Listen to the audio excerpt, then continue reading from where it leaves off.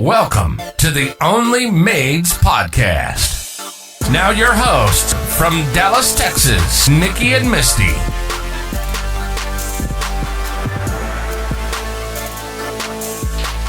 Hey, you guys, thank you so much for joining us. We have episode 4 today, Enter the Guru. How are you guys doing? Good. Hey, how are you? I'm doing good. We have Miss Jazmine Tates here with us with CEO Cleaning Academy, right? Yes. Hello. Very excited to have you today. I'm excited to be here. This is going to be dope. Y'all got such the vibe going on. I'm loving it. Thank you. So we're talking about the coaches and the gurus in the cleaning industry, their role, their relevance, and what we can learn from them.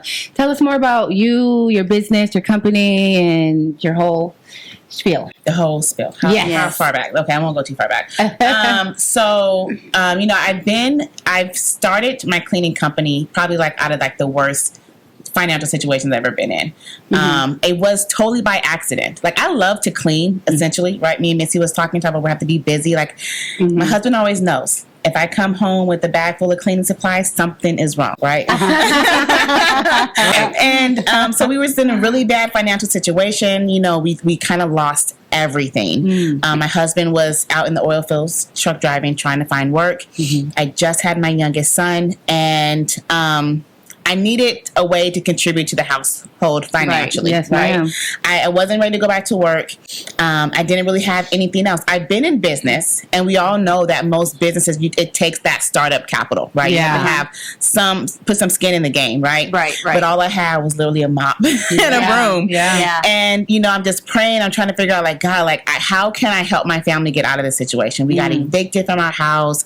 We lost every single thing on 4 wheels. Okay, we lost everything. And I just heard cleaning business. So I started doing some research. And first, I didn't even realize or thought that people actually paid to clean their house. Right. Because I clean my own house. I'm Right. does this really happen? Right. And I started doing some research. I went to the dollar store. I bought some cheap Fabuloso. Okay. A bucket, some towels. I did the research to figure out what kind of cleaning supplies I needed. Right. And I went to work. I started cleaning on my own. My husband was a little creeped out about you're going to these people's houses.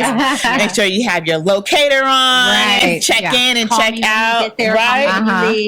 Exactly. Take a picture of the house. Yeah. Take a picture of the license plate. I'm like, okay, honey, I'll do all the things. Okay.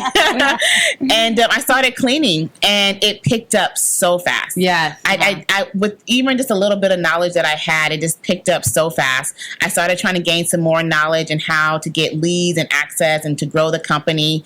And then as I was growing the business, I was doing maybe 2 cleanings a day. Okay. I was remembering sneaking off to the corner to answer new leads, calls coming in, right? Yeah. Oh yes, I'm available. I'm okay. Can I text you, right? So now I'm cleaning baseboards and texting at the same time. Yeah. And I would hate when I leave a job, I would see the misleads that came in or the missed calls. And then I would try to follow up and they've already booked somebody. Right. People ain't got no patience nowadays, right? And so that's when I started actually hiring and putting people into place. Because I knew that in order for me to grow this business, if I'm going to do this, I might as well do it the right way. I might as well go all in for the gusto, right? Yes, ma'am. So I started hiring. I hired my first person, and I was super nervous. I was like, oh my God, this person going to think I'm crazy. I don't even know what I'm doing. What questions? What, I was like, do you like to clean? Do you have a car? Perfect. You're hired. Perfect. You're hired. That was exactly how it went. And she was with me for a very long time too. Awesome. But yeah, so that's when I started actually building the company. And we did 4K our first month and doubled it. Nice. It was able to get out of my mom's small 2-bedroom, 1-bath apartment that we had to live in with her. And I just took it from there. That is awesome. Yeah. I have a question about that. But first, we ask all of our guests, we want to know, what does the word made mean to you? How does it make you feel? What do you think about it? Can I tell a story with it? You definitely can. Okay, so one of the jobs, so y'all know, when I was first started, I didn't really know. I took everything, okay? And I remember I took a job to where, the lady wanted us to clean for the whole week. And I was dope. Yeah. Every day? Every day. Okay. 5 days, 7 days for the whole. Her family was coming in town. They was having some sort of wedding engagement families meet the families party. Yeah. And so I came there. I had no idea what to expect. So they give me all the rules. They rented out this really, really big house in like Cedar Hill area. Mm-hmm. And she wanted me every day from like 3 to 5 to like clean up after breakfast. Clean up after lunch, and then like just do a nice tidy clean before they like prepare for dinner. Right. Okay. And they had an accent, so I really couldn't understand all the words they would say, but I just kept remembering, Maid, can you get this? And Maid, can you get this? Maid, can you get that? Yes. So you were servicing them too? Basically. Like serve. Oh, wow. Yeah. It was weird. It was really weird. And they needed like some things moved, so like my husband came to help me, and like he was totally upset that they're calling me maid, right? Oh, yeah. And the thing about it, when I used to start cleaning, because this is when I actually was hiring people too, I would never tell them I'm the owner. I would just act like I'm just somebody cleaning for the company. And so in my mind, the whole time I'm saying is right, I'm a rich maid. I'm an owner of this company. I'm the CEO. I'm like cleaning the thing in my head. I'm the CEO. You can call me the maid if you want to. So like it didn't really offend me. I just kept on being like, you know what, these folks don't even know who they're talking to. I'm the CEO. But of course, my husband was offended. My grandmother, she was a janitor. She worked for CalU. My other grandmother, she was a janitor. So it's from our lineage, but I didn't take offense to it because I knew I was a CEO. Right. I was able to do what my nana wasn't able to do. I was able to do what my grandmother wasn't able to do. Right. So I just, in my mind, I was like, y'all don't even know I'm a CEO. Right. And I just rolled with it. That's awesome. Yeah, we've been talking about the word maid throughout the season, and we totally agree with you. Yeah. We decided that we're throwing it away. Yeah. And it's not relevant anymore. Amen. Well, I think in your situation, though, on that particular one, though, she said they had an accent. So they were obviously from a different country. And in other countries, like I know where my guys come from, they're from Africa. And it's normal to have a maid. Yes. Right. And that's what they are. Yeah. They are maids. Still call them that in 2023? Yes. That is their culture. It's normal. Like when my guy first got here to America, he didn't even know how to use the washing machine. Mm-hmm. He didn't know how to cook. He didn't know anything, because he's never done it before. Right. Because the maids always did it. Yeah. Right. The maids took the kids to school, picked the kids up from school, made their meals, all that stuff. Right. So maybe in their culture, like they didn't in their mind. I mean, that's what they know. Yeah. Yeah. So because I didn't really feel like they took. I don't really feel like they meant it in an offensive way, more so as like this is code, like this is what they know, right? Because it was never like in a rude manner. Right. You can tell they definitely felt entitled. Yeah. But it wasn't like rudeness behind it or snarkiness behind it. Yeah. Excellent. Let's talk about your coaching some more. Yeah. What is a cleaning coach? Let's start with that, the basics. I feel like, this word over time has kind of got watered down. And I think it could mean a lot of different things to a lot of different people. Mm-hmm. To me, it feels really weird to call myself a coach or even a mentor. I really just I really just say that I'm just sharing experience. Okay. Of course, I use a coach for SEO purposes to draw on the people so they can easily identify what my intentions are. Right. Okay. But basically, all I'm doing is sharing my experiences. Right. Okay. Because I say this all the time. I should always be leaving disclaimers all over the place because I'm literally just sharing with people what worked for me and what didn't work for me. What didn't work for you. Why it worked for me and why I tested this out and it didn't work. I'm a very big researcher. Like, baby, I'm going to do my research. Yeah. I am the due diligence queen, okay? I have tried multiple platforms and not just like, oh, this look nice. Okay, no. I mean, like, gave it some time to really test it out. Mm-hmm. So I literally just share my experience and then I gain knowledge from others and I test that and then I share with what works with that. And maybe I share other things because it's just all about sharing experiences. Yeah. I don't think there's really no expert. Mm-hmm. Because you run a very successful business. Talk with Misty. She's still running her business. She runs a very successful business. It doesn't mean that all of our ways have to be similar for it to be successful. Right. But I'm sure you have some wisdom you can share with me. Probably. Yeah. And right? me too. Mm-hmm. Right. So that can help us go. So then you're a coach. Yeah. Right. You're coaching me. Okay. You're just You didn't tell me you were a coach, Misty. I just gave her that time. Learn something new every day. So I literally just share my experiences with individuals that I want to be able to provide that information that I didn't have. Right.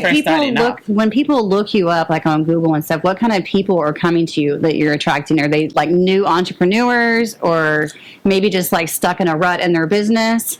I think it's a little bit of both. I think people identify, because most times we attract with whom we are, right? So I feel like I attract two different audience of people. I either attract those that were cleaning, that are currently cleaning, and they want to get out, and they want to, build a business and not work in it, right? It's right. backbreaking work. I remember having to wear knee pads and have the little gardener pad thing. I tried that before. I bought one and tried it. You know what I mean? Like, it's hard. Right? I went home tired. And then I got to clean my own house. I got to clean my own house is in order. But so I think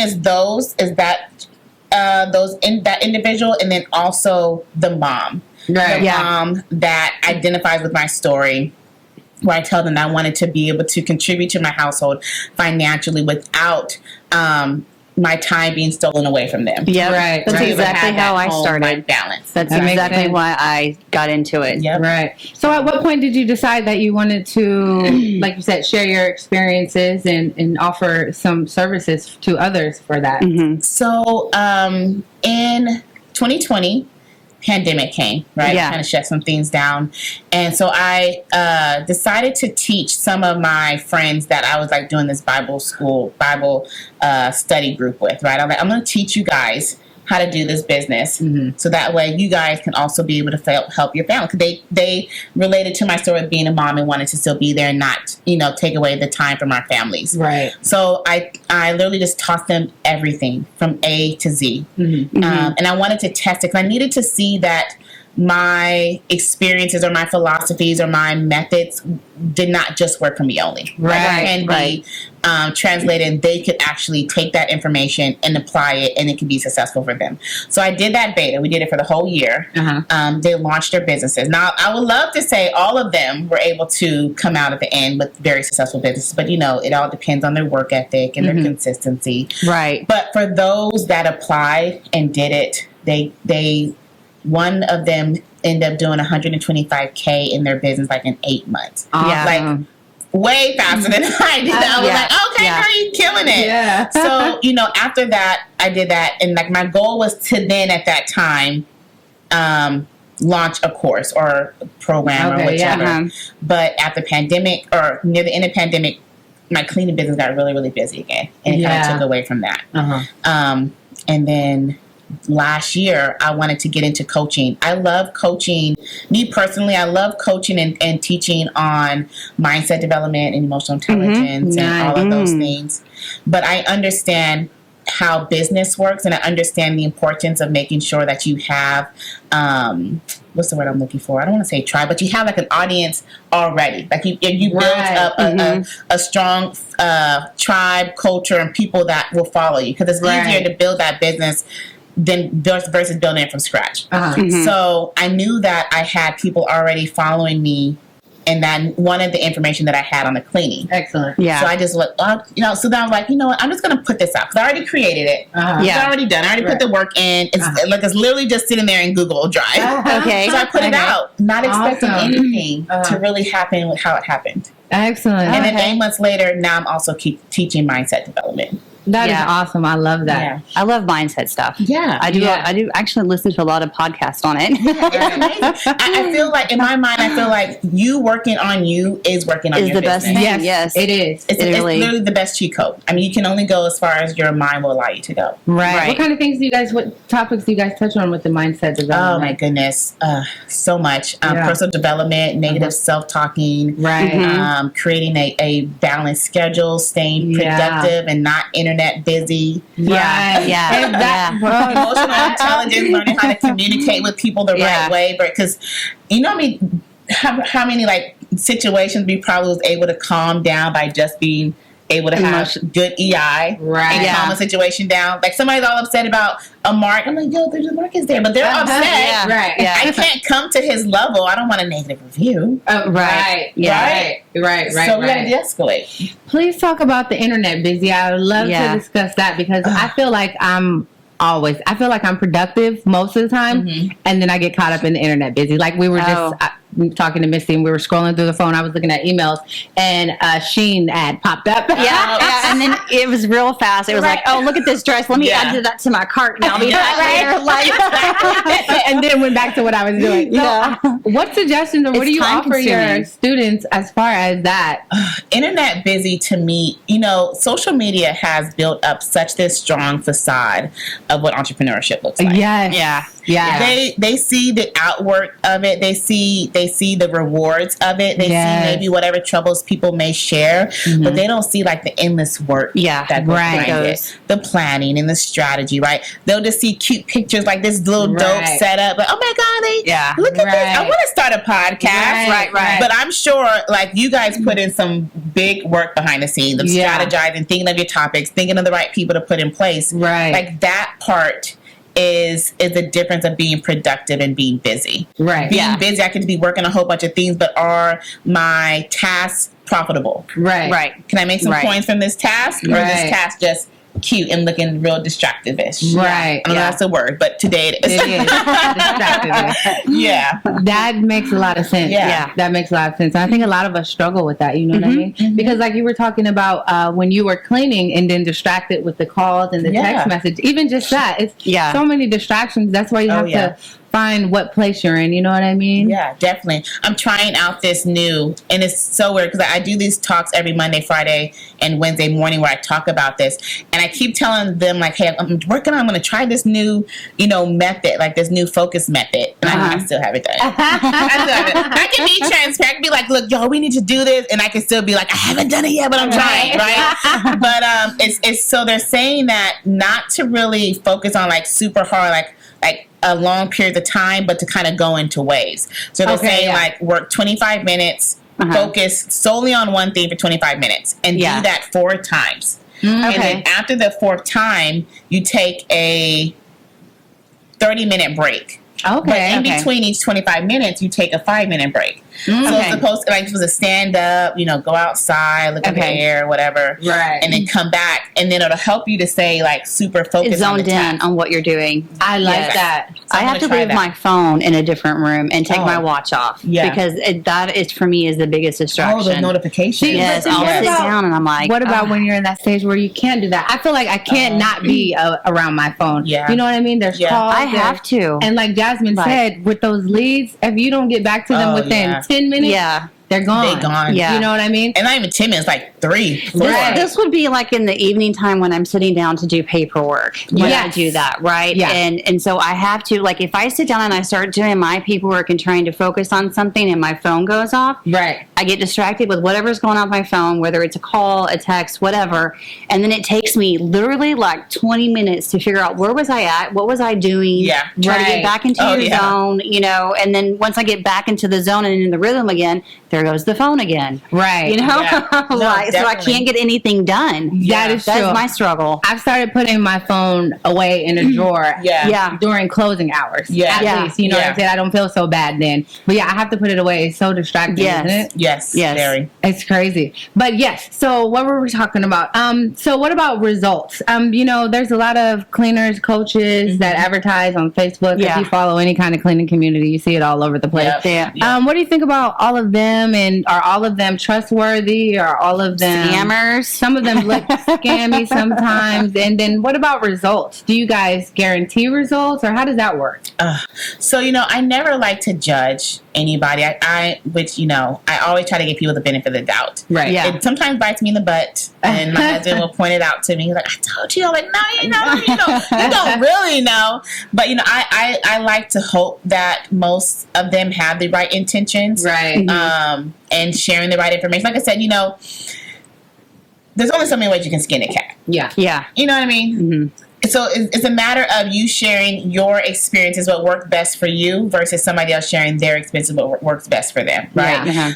For results-wise, I feel like I don't never guarantee results. I've been on so many calls. They're like, well, this one person said they will guarantee that I make $10K a week. I'm like, well, then you know what? You go to that person. You should go to them. Go to that person and then come back and let me know. Right. First of all, the results, in my mind, the results is inevitable depending upon your consistency. You're right. Your work and your work ethic. Right? Are you going to work at this consistent? Are you going to do the task? Or don't be like, I've been in your program for 6 months and I ain't made nothing. Well, then show me your history. What have you been doing for 6 months? What have you been doing? Yeah. So the ones that I can see the consistency, they get the results. Yeah. Right. It's inevitable. It's like it's going to just be there waiting for you. Yeah. Whether you do it or not.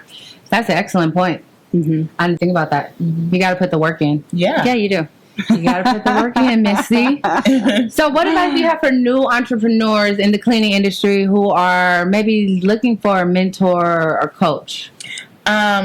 Research. I knew you were going to say research. What are red flags and what are signs that this may be a good coach for you? You have to really be drawn to that person, right? Because I've been in the you just said it. Like there's so many cleaning groups, right? Yeah. We've been talking for months. Yeah. Right. So you have to just feel connected to that person because that's the best way that you are going to be able to feel or be teachable from them if you have the connection. Okay. Because there's a lot of different business cleaning coaches in the industry that I know of. Mm-hmm. And it's funny because like some people will call me and they're like, I went to this person, they did this, or this person is like this, I didn't really like it.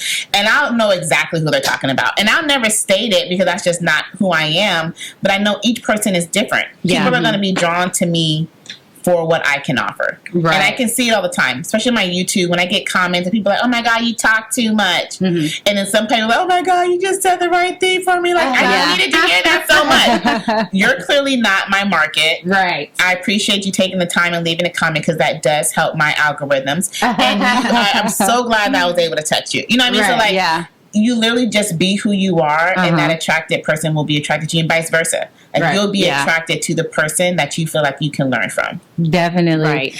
So you were talking about in the beginning when you started your cleaning, your growth and how fast it was. Oh yeah. Mm-hmm. That is always that I always want to talk about that because I feel like I experienced the same thing. Mm-hmm. And I don't know if it's good sometimes. I was looking at something online and was talking about managing opportunities. And I had never heard that before, but it's resonated with me. Managing opportunities. Yeah, like a pace I feel like is important. Mm-hmm. What do you think about that? How do you manage the growth? Because sometimes it is too fast, too soon. Yeah. You know what I mean? And I had experienced that myself. We had a lady doing that the other not too long ago in this area and I just felt horrible for her. She had started and then she had more than what she could do. Yeah. Couldn't do it all. Yeah. But what burned her was she was having her clients prepay. Oh. And then spending the money and not being able to get the job done and unable to refund the money. Right. And it just like, she just got, it just all came at her so fast. Yeah. And then it was just like came tumbling down just as fast. And then like you're saying, if you're not prepared and and educating yourself in the industry, like you were discussing I felt bad for her. No, I did too. You saw we both was like, oh. Same time, like we felt it. Yeah. Right. We knew it. I feel like, you have to know your limitations. Yeah. Like you have to know you as a person and what you can take. Right. And then if you get into that place, then you have to be able to like step back and analyze. Yeah. And even though she bit off way more than she can chew. Yeah. Like it was just coming at her. I feel like that's so easy to do in this industry, and I wish we had like a fix-all or something to say. Build a team. Yeah. There you go. That is essentially like you learn to delegate. Right. You learn to put systems in place because the systems in place are going to be able to help you not to feel so overwhelmed on the back end side. Yes. And then you put systems in place and people in place so you're not feeling overwhelmed and bombarded on the front end. Right. Build a team and put systems in place. I think that was an excellent responses to that because I'm concerned about that one sometimes. You know what I mean? Yeah. Just having experience it myself. Okay, you guys. I think we have viewer questions. Time for Hotline Clean. It's time for Hotline Clean. Misty. We have Amber from Washington. Hey, Amber. Hello, Amber. Thanks for calling in. We're so glad you called in. Why is there so much pressure for cleaning business owners to get out of the field? That's what Amber wants to know. Are you guys feeling that? I think we kind of just like rolled into that, right? Yeah. Let's dive into that a little bit deeper. Because I know myself, like we were discussing the internet, social media. Yeah. Maybe that's where all the pressure is coming from. But I feel like it is a lot. I feel like cleaning business owners are made to feel like they should only be handling business and not cleaning. Maybe I'm the only one. Amber seems to feel this way as well. But what do you guys think about that? I don't feel a lot of is pressure. there a right or wrong way? I mean, but I do feel like sometimes, like when you tell someone, like, you're like, what do you do for a living? And you're like, oh, well, I own a cleaning business, and they kind of look down on you a little bit. You know? Definitely. I mean, I guess that could be a way of feeling pressure to get out of it, because it's kind of like the low man totem pole of. Well, I mean, it's jobs. I mean, not everybody wants to clean a toilet, you know, but True. it's, you know, so some people do kind of look like the ones that call you a maid. Yeah. Like, Right. Yeah. No, I feel like the ones that look down don't understand that this is a $1 billion industry. Right. They don't. Right. This is a $1 billion And industry. steady growing. And it's going to be grown by 26% in the next 3 years. Yeah. I mean, it is what it is. Like, so they're just not educated. You know what I mean? I feel like there's a lot. I don't know. I don't take on. I try not to take on outside pressures from people. So it's really hard for me to say the pressures. But I know that I am one of the ones that encourage those cleaning business owners that's actually still in the field doing the cleaning to build a team. Right. Because I was that one, and I remember losing leads and losing money while I'm cleaning. You're absolutely right. I remember being overwhelmed trying to leave one house or hurry up and get to the other one and reschedule the job and do all these things on the management while going from point A to point B with my water bottle and lunch on the passenger seat. Like I remember those days. And then I also remember what it was like when the relief came and I was able to put a team in place. Yeah. And my business was still growing. So I encourage those that are in the field that desire to, because not everybody desires to. Right. But if you have that desire to, because you can still build a team and be in the field, baby. If you want to do both, you do both. Yeah. You know what I mean? Like, you've got to have the team. Right. Because I mean, like, you yourself can only do too much. I could only do 2, maybe 3 small apartments a day. Right. Right. And I'm going to be maxed out. And so I can only do too much. I mean, so much. But if I want my company to really, really grow, then I know that I'm going to have to build a sustainable team. Right. And me in business, I feel like I either have to, only way I want to start business is if I can scale it or sell it. Yeah. And I can't sell myself. Uh-huh. And I can't scale myself past those two. So I need to put the systems and team in place. Right. Okay. So I think that's pretty safe to say. So preparation is important, is key. Having teams in place. Oh, yeah. Yep. And all of those things are super important too. And just like you mentioned, knowing, being aware of your goals, what you want to do and what you're able to do. Yeah. That would probably be first. And then you can go ahead and put your systems and stuff in place. Yeah. That is true. Because not everybody desires to make $1 million. Right. No. You're absolutely right. No problems. You know what I mean? Like, I used to have this money goal, but I had to reassess it. I'm like, I don't need that much. Right. Like, I don't need that much. I just want to be able to have the financial freedom. Right. All my bills paid. Right. You know, and just having that peace that come along with. But like when you're in financial situations before in your past, you can sometimes have like that negative, thought process or have that financial, that money trauma from like, look, I'm never going to end up back there. Right. So you always try to do things. That is so true. And position yourself to where you never go back. But like, then you realize, I'm working hard too. Now I'm drained. I'm overwhelmed. Mm-hmm. Like, I don't really need all of this. Right. Yeah. So like you say, you got to know like, what you really want. And that's so true. Even in the stage I'm in, I find myself reassessing my goals often. Yeah. My goals are so different, like today, even just what they were when I first started. They're not even the same. Exactly. Like, it's so different. Right. So, yeah. Well, this is awesome. Thank you so much, Jazmine, for this discussion. It's super important. Yes. Super important. I'm glad we got to talk about the coaches in the industry and clear some things up and get a good sense of what they offer and who they are. I think you're great. So I really enjoyed this episode. Yes. Please tell everybody where they can follow you, follow, get in touch with you. Yes. I'm Jazmine Tates on all platforms, Facebook, Instagram, and YouTube.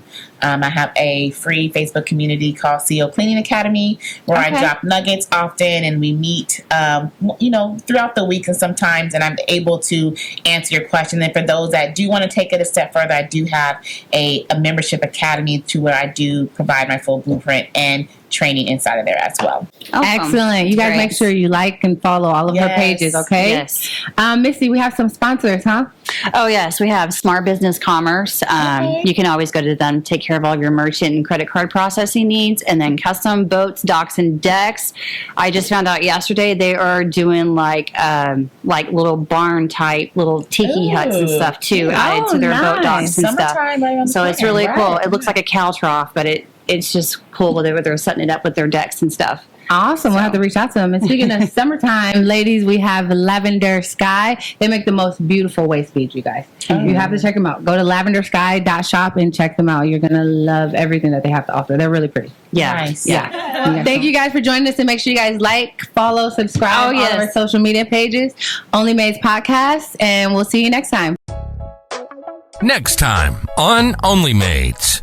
Misty and Nicki was actually a service that I created as a cleanup service for my naked private chef service that I have. Oh, wow. Yeah, so I actually own... This podcast has been brought to you by Little Buddy Productions. Go to www.littlebuddyproductions.com for all your video production needs for your small business, nonprofit, or for event videography.